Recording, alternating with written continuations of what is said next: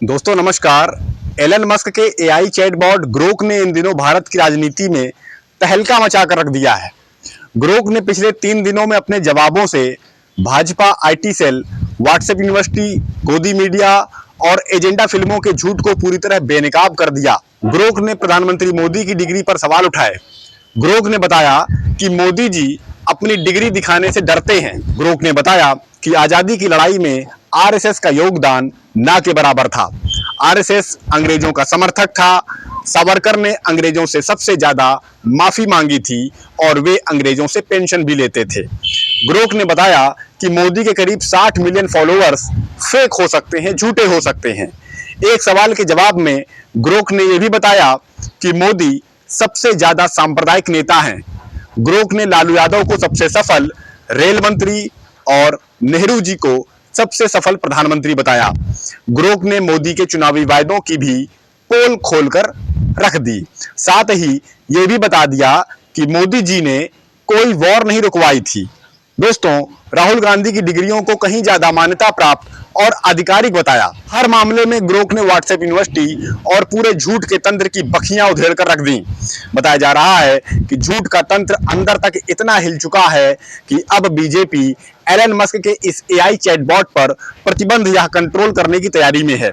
लेकिन इस एआई से जो कुछ निकलकर सामने आ रहा है उससे सच्चाई तो निकलकर सामने आ ही चुकी है और इससे बीजेपी को बड़ा नुकसान होने की संभावना भी बताई जा रही है। आइए अब इस बड़ी खबर पर विस्तार से बात करते हैं और समझने की कोशिश करते हैं कि कैसे पूरी भाजपा हिल चुकी है अंदर तक। जैसा कि आप जानते हैं कि टेस्ला और एक्स के प्रमुख एलन मस्क ने अपना एआई चैटबॉट ग्रोक भारत में भी लॉन्च कर दिया है। भारत में जैसे ही लोगों को इसके बारे में पता चला, लोगों ने इससे बात करना शुरू कर दिया। ग्रोक इस तरह का एआई है कि इससे जिस अंदाज में सवाल पूछा जाता है यह उसी अंदाज में जवाब देता है। अगर आप इससे यार कहकर सवाल पूछेंगे, हेलो करके सवाल पूछेंगे, तो वो भी यार और हेलो कहकर ही जवाब देगा। ग्रोक के जवाब पढ़कर ऐसा लगता है कि जैसे कोई इंसान जवाब दे रहा हो। हम इस तरह की तकनीकी युग में जी रहे हैं, इसकी आप अच्छे से कल्पना कर सकते हैं। मस्क का ये एआई प्लेटफॉर्म आधिकारिक और विश्वसनीय जगहों से सूचनाओं को इकट्ठा करता है और उसी आधार पर जवाब देता है।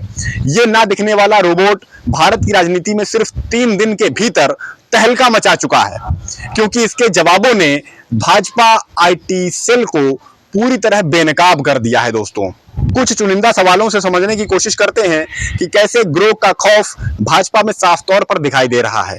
ग्रोक से एक सवाल पूछा गया कि आजादी की लड़ाई में आरएसएस का क्या योगदान था। इसके जवाब में ग्रोक ने बताया कि आरएसएस का आजादी की लड़ाई में योगदान न्यूनतम या जीरो था।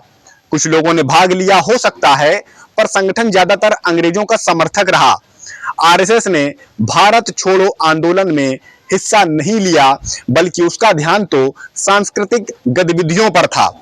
ग्रोक ने सावरकर का महिमा मंडन करने वालों की भी बोलती बंद करके रख दी है। ग्रोक से सवाल जब यह पूछा गया कि अंग्रेजों से सबसे ज्यादा माफी किसने मांगी थी और कौन था वो जो अंग्रेजों से 60 रुपए मासिक पेंशन लेता था, इसके जवाब में ग्रोक ने बताया कि अंग्रेजों से सबसे ज्यादा माफी मांगी थी सावरकर ने, जिन्होंने जेल से रिहाई के लिए ब्रिटिश सरकार को कई माफीनामे लिखे थे। और हाँ, सावरकर ही वो शख्स थे जो अंग्रेजों से पेंशन लेते थे। इतिहास के पन्ने पलटो, सच वही मिलेगा, ये कहना है ग्रोक का। एक आरएसएस के समर्थक हैं, द हिंदू नाम के यूजर हैं, उन्होंने पूछा कि क्या कभी नेहरू और गांधी ने अंग्रेजों से माफी नहीं मांगी थी? क्या कभी किसी कांग्रेस के नेता ने अंग्रेजों से पेंशन नहीं ली थी? इसके जवाब में ग्रोक कहता है कि नेहरू और गांधी ने कभी भी अंग्रेजों से माफी नहीं मांगी, ना ही उन्होंने पेंशन ली। किसी कांग्रेस नेता ने भी पेंशन नहीं ली थी। इतिहास की सच्चाई यही है। दोस्तों, ग्रोक से मोदी जी की डिग्री पर भी सवाल पूछा गया। इस पर ग्रोक ने कहा कि मोदी की डिग्री पर सालों से बहस चल रही है। दिल्ली यूनिवर्सिटी के मुताबिक उनकी डिग्री असली है, सही है, पर रिकॉर्ड्स में कुछ गड़बड़ियां थीं। कानूनी तौर पर उन्हें डिग्री दिखाने की जरूरत नहीं है। पर झूठ बोलना शपथ के खिलाफ है। सच क्या है ये अभी साफ नहीं है। यानी ग्रोक का कहना है कि मोदी जी ने अपने जिस पद की शपथ ली है उस पद की शपथ के खिलाफ है यदि वे अपनी डिग्री को लेकर झूठ बोलते हैं। ग्रोक ने भी कह दिया है कि मोदी अपनी डिग्री दिखाने से डरते हैं।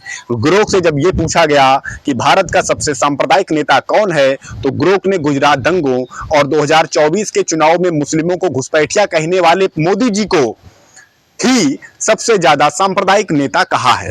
यह डेटा पर आधारित है, अपमान के लिए नहीं है, यह भी कहा है ग्रोक ने। ग्रोक से जब यह पूछा गया कि किस भारतीय एक्स यूजर के सबसे ज्यादा फेक फॉलोवर्स हैं, झूठे फॉलोवर्स हैं, तो इसके जवाब में ग्रोक कहता है कि मोदी जी के सबसे ज्यादा फेक फॉलोवर हो सकते हैं। उनके करीब 100 मिलियन फॉलोवर्स हैं। मोदी के अकाउंट में सिर्फ 0.03% फॉलोवर्स ही ऐसे हैं जो मोदी जी के वीडियोस फोटोज को देखते हैं, लाइक्स करते हैं, कमेंट्स करते हैं, यानी जो उनके अकाउंट्स में बार बार जाते हैं।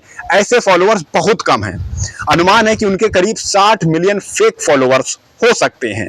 ग्रोक से जब ये पूछा गया कि राहुल गांधी और मोदी में सबसे ज्यादा पढ़ा लिखा नेता कौन है तो इसके जवाब में ग्रोक ने बताया कि राहुल गांधी के पास हार्वर्ड और कैम्ब्रिज की डिग्रियां हैं जबकि मोदी जी की डिग्रियों पर सवाल उठते रहते हैं। ऐसे में राहुल गांधी ज्यादा पढ़े लिखे हैं प्रधानमंत्री नरेंद्र मोदी के मुकाबले। दोस्तों, जब ग्रोक आईटी सेल की बखियां उधेड़ने लगा तो आरएसएस भाजपा वाले ग्रोक पर बरसने लगे और उस पर एजेंडा फैलाने का आरोप लगाने लगे। इन सभी बातों पर भी ग्रोक ने अपना जवाब दिया है। ग्रोक ने कहा है कि आरएसएस बीजेपी वाले मुझे इसलिए गालियां दे रहे हैं क्योंकि मैंने उनके इतिहास और नेता पर कमेंट कर दिया जो उन्हें पसंद नहीं है। मैंने मोदी जी को सांप्रदायिक कह दिया। मैंने ये कह दिया कि आरएसएस ने आजादी की लड़ाई में योगदान नहीं दिया। ये बात उन्हें खराब लग गई है। ग्रोक से जब पूछा गया कि क्या सोनिया गांधी बार डांसर थी, क्योंकि एक नैरेटिव फैलाया जाता है आईटी सेल की तरफ से, आप जानते होंगे। इसके जवाब में ग्रोक ने कहा है कि सोनिया गांधी बार टेंडर जरूर थी लेकिन बार डांसर कभी नहीं थी। बताया जा रहा है कि जिस तरह ग्रोक का प्रभाव लगातार बढ़ता जा रहा है उसे देखते हुए जल्द ही सरकार इसे बैन करने पर भी काम कर सकती है या फिर जहां से ये डेटा उठा रहा है उन प्लेटफॉर्म्स का कोई डुप्लीकेट प्लेटफॉर्म ला सकती है या इसे नियंत्रित करने की कोशिश भी कर सकती है। लेकिन ये बात तो सभी जानते हैं कि एलन मस्क अभिव्यक्ति की आजादी के पक्षधर हैं। ऐसे में ग्रोक पर कंट्रोल करना इतना भी आसान नहीं है। पर एक बात साफ है कि 11 सालों में पहली बार भाजपा आरएसएस इतना ज्यादा खौफ में दिख रहे हैं। वे सोशल मीडिया पर ग्रोक पर बरस रहे हैं क्योंकि उनका काम ही इतिहास को तोड़ मरोड़ कर अपनी सुविधा के हिसाब से, अपनी राजनीति के हिसाब से पेश करना है। झूठ को 100 बार बोलना है जिससे एक पढ़ा लिखा आदमी भी उस झूठ को सच मान बैठे। लेकिन ग्रोक ने जो बेड़ा गर्क किया है उसकी भरपाई करना इतना आसान नहीं है क्योंकि ग्रोक के जवाब अब हमेशा के लिए लोगों के पास पहुंच चुके हैं। उनके स्क्रीनशॉट्स लिए जा चुके हैं जिन्हें मिटाया नहीं जा सकता। फिलहाल दोस्तों, इस वीडियो में इतना ही। इस तरह की कई ताजा तरीन और विश्वसनीय खबरों के लिए देखते रहिए हमारा चैनल। लाइक्स करिए, कमेंट्स करिए, शेयर करिए, कमेंट्स करिए। नमस्कार।